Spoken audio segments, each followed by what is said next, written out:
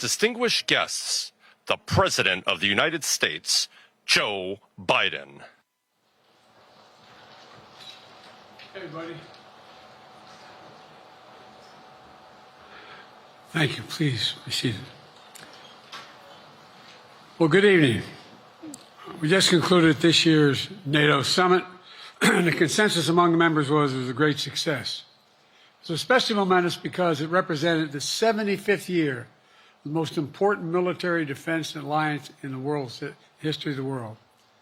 We should never forget that NATO grew out of the wreckage of World War II, the most destructive war in history. The idea was to create an alliance of free and democratic nations that would commit themselves to a compact of collective defense. Standing together, they knew we'd all be safer.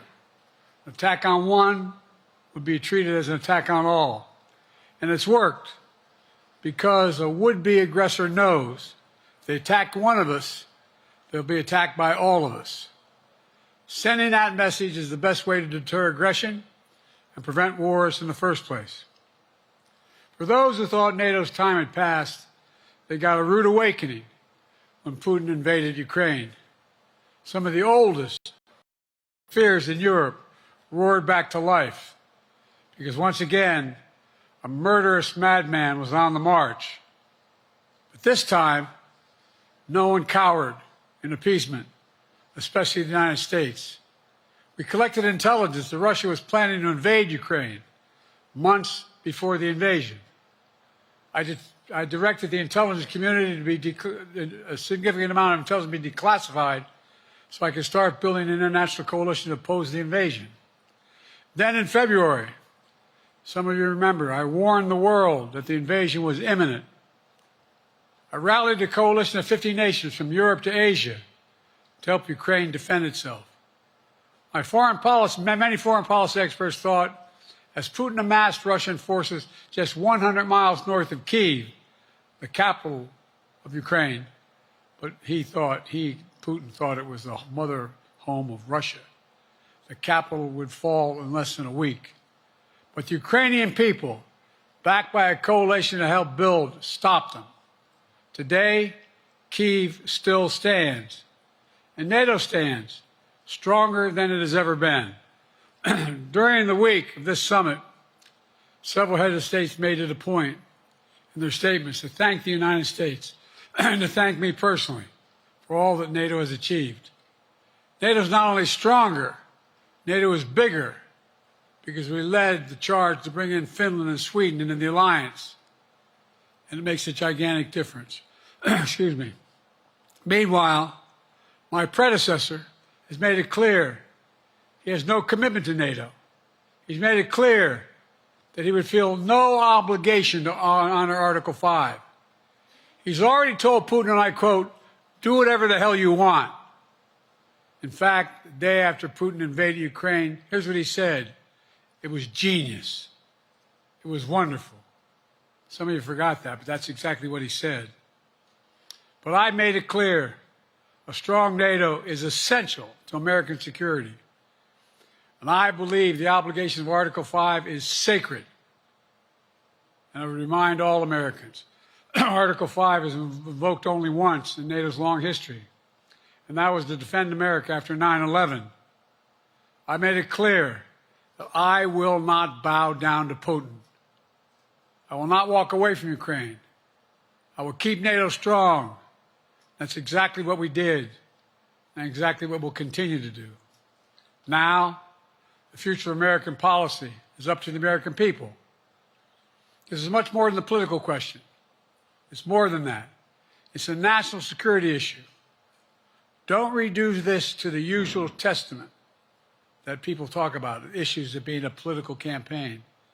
It's far too important. It's about the world we live in for decades to come. Every American must ask herself or himself, is the world safer with NATO? Are you safer? Is your family safer? I believe the American people know the answer to all those questions is yes. And I believe the American people understand that America is stronger because of our alliances. I believe the American consensus from Truman to Reagan to me still holds today. America cannot retreat from the world. We must lead the world. We are an indispensable nation, as Madeleine Albright wrote. Now let me turn to three other key issues. Just this morning, we had a great economic report showing inflation is down. Overall prices fell last month. Core inflation is the lowest it's been in 3 years. Prices are falling for cars, appliances, and airfares. Grocery prices have fallen since the start of the year.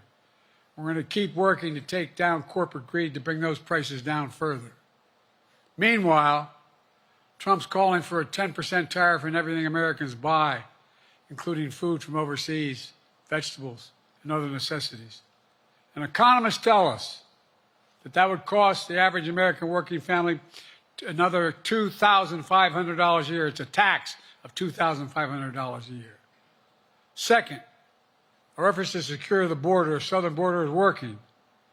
After Trump killed the bipartisan effort to secure the border, Republicans and Democrats had worked on, because he thought it would benefit me and make him a loser, Republicans walked away. So I took executive action last month. As a consequence, working with Mexico, border encounters have gone down over 50%.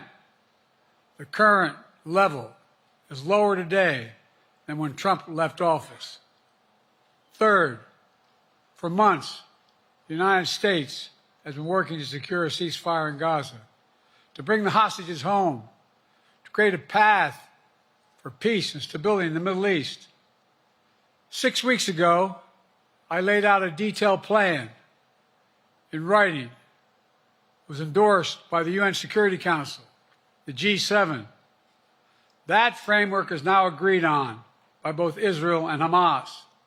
So I sent my team to the region to hammer out the details. These are difficult, complex issues. There's still gaps to close. We're making progress. The trend is positive, and I'm determined to get this deal done and bring an end to this war, which should end now. Let me conclude where I began. We're the United States of America. We are the indispensable nation. Our leadership matters. Our partnerships matter. This moment matters. We must rise to meet it.